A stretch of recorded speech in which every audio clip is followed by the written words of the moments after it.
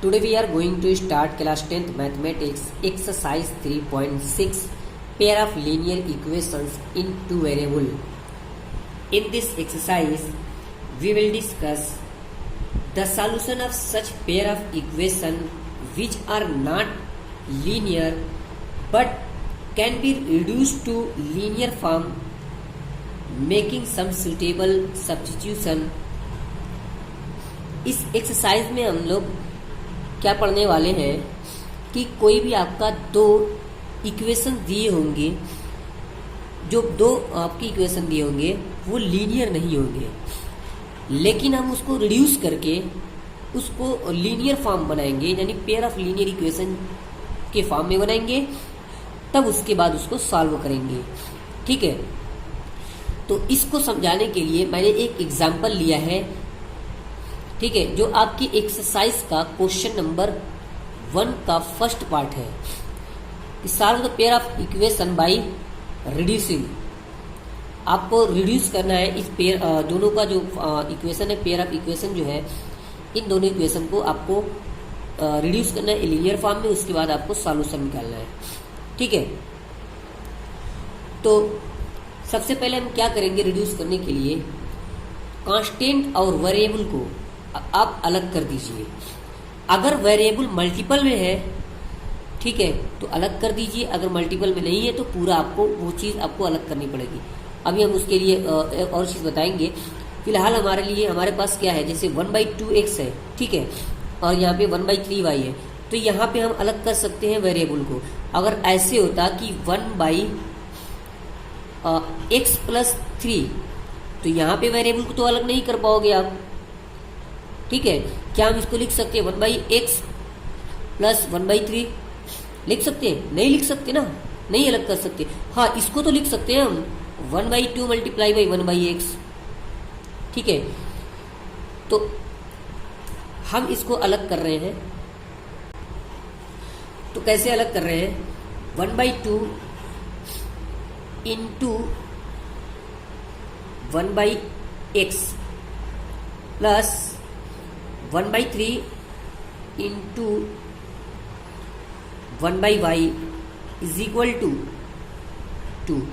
ठीक, इस तरीके से यहाँ भी 1/3 × 1/x plus 1/2 × 1/y is equal to 13/6। ठीक है, अब क्या करना है कि यहाँ पे देखिए, आप जो वेरिएबल आपने यहाँ पे अलग किया है, सेम आपका दूसरी साइड भी वेरिएबल वही मिलेगा।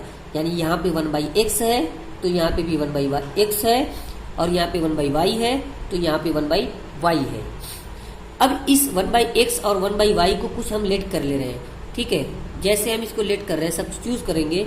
Late 1/x is equal to a और 1/y is equal to b। ये हमने क्या किया है, लेट किया है। ठीक है, 1/x is equal to a, 1/y is equal to y substitute करेंगे इक्वेशन फर्स्ट और सेकंड में। तो ये हमारा क्या हो जाएगा, 1/2 multiply by a plus 1/3 multiply by b, 1/y की जगह पे इज इक्वल टू 2। ठीक, इस तरीके से यहाँ पे भी आपका क्या हो जाएगा, 1/3 multiply by a plus 1/2 multiply by b is equal to 13/6। ठीक, अब आप इसमें क्या करना है आपको, क्योंकि हमने आपको सिखाया था कि आपको जो डिनोमिनेटर में कोई नंबर है तो आप लीनियर इक्वेशन बनाने के लिए आपको इजी है कि आप उसको पहले एलसीएम लेके डिनोमिनेटर का नंबर खत्म कर दीजिए। तो यहाँ पे अगर मैं एलसीएम लूँ तो एलसीएम कितना हो जाएगा आपका, एलसीएम आपका 6 होगा। तो यहाँ पे 2 3 6, यानी 3 × a प्लस यहाँ पे 3 है, 3 2 6, 2b। ठीक है, तो इस तरीके से क्रॉस मल्टीप्लिकेशन कीजिए तो 6 2 12, 3a plus 2b is equal to 12 equation number first. तो ये आपका एलसीएम कितना हो जाएगा, यहाँ पे भी एलसीएम आपका 6c हो जाएगा, 13/6 था, यहाँ पे एलसीएम 6 हो जाएगा। ठीक, तो यहाँ पे देखिए 3 2 से यानी 2a प्लस 2 3 से यानी 3b इज इक्वल टू 6। ठीक है, क्रॉस मल्टीप्लीकेशन कीजिए।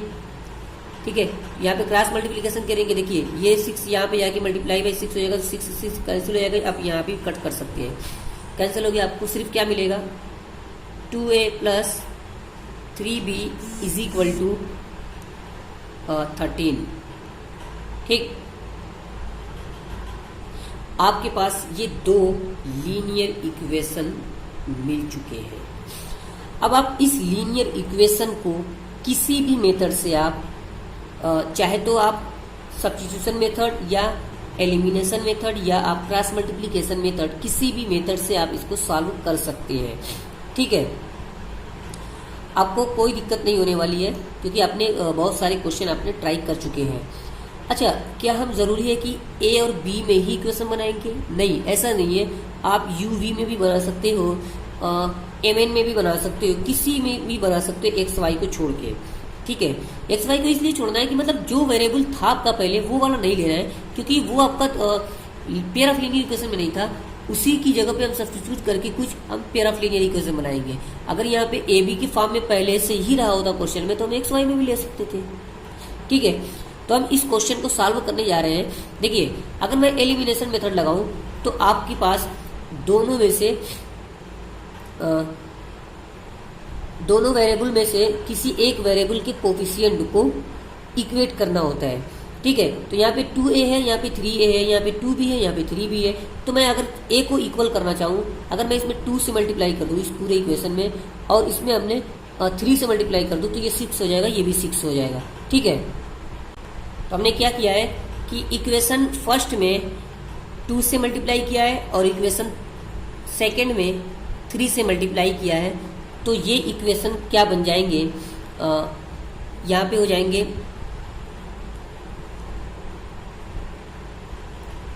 6a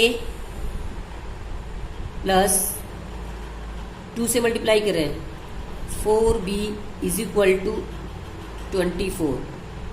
ठीक, और यहाँ पे ये क्या हो जाएंगे,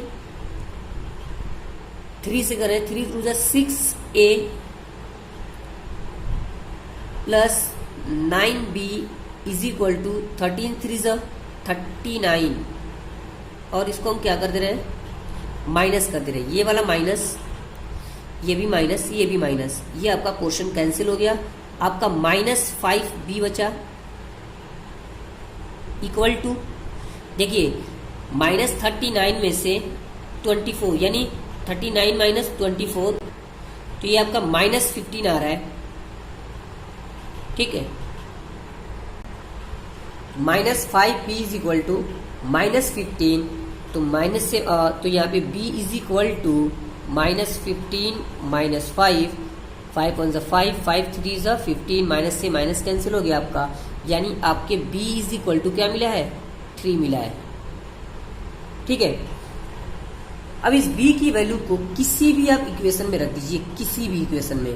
तो अगर मैं b की वैल्यू को आपको फर्स्ट इक्वेशन में रखता हूं,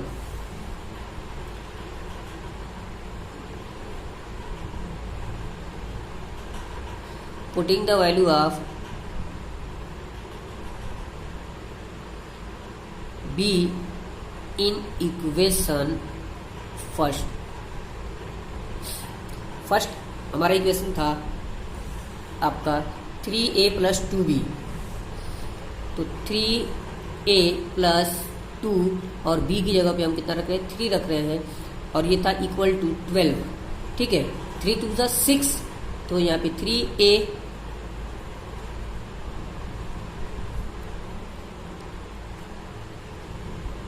is equal to plus 6 is equal to 12, 3a 6 यहाँ पे हो जाएगा 6, 12 माइनस 6 तो 6 हो जाएगा, और a इज इक्वल टू आपका 6/3, 3 1 3, 3 2 6, यानी a इज इक्वल टू आपका कितना है 2 आया है।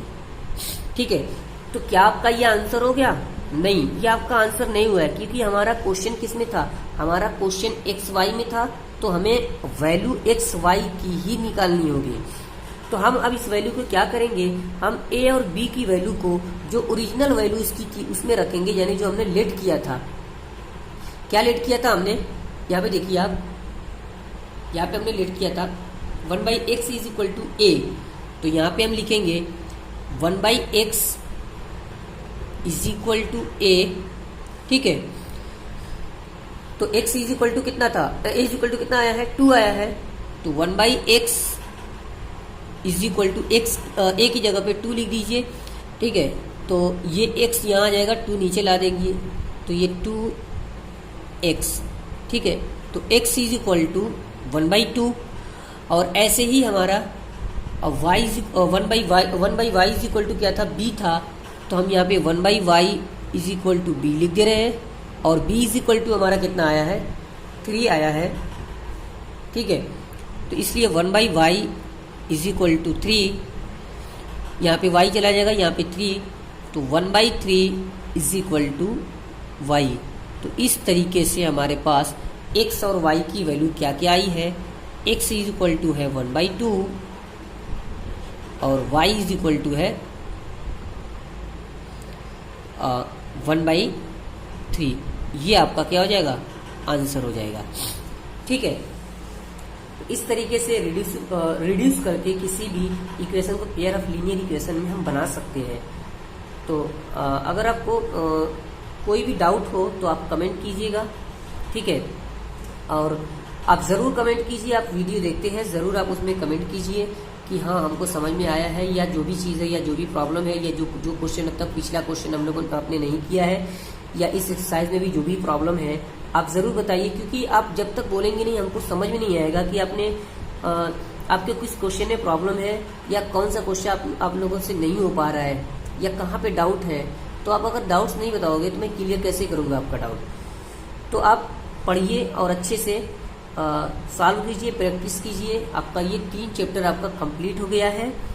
ठीक है, इसमें भी अगर कोई क्वेश्चन बचा होगा तो आप जरूर कमेंट कीजिएगा, मैं आपको वो क्वेश्चन भी सॉल्व करके दूंगा, क्योंकि आपका थ्योरी बेस्ड क्वेश्चन है, बहुत इंपॉर्टेंट क्वेश्चन इसमें है, 1-2 क्वेश्चन, और बाकी जो पिछले एक्सरसाइज में हमने बहुत इंपॉर्टेंट क्वेश्चन दिए थे या सॉल्व कराए भी हैं हमने, वो आप सभी लोग उस पर प्रैक्टिस कर लीजिएगा। इस क्वेश्चन से 4 मार्क्स का एक क्वेश्चन मैक्सिमम मार्क्स में ज़रूर आएगा इस चैप्टर से। ठीक है, 4 मार्क्स का तो ज़रूर आएगा मैक्सिमम मार्क्स में, यानी बड़े वाले क्वेश्चन में। तो इस तरीके से आप प्रिपरेशन कीजिएगा, और ठीक है, थैंक यू।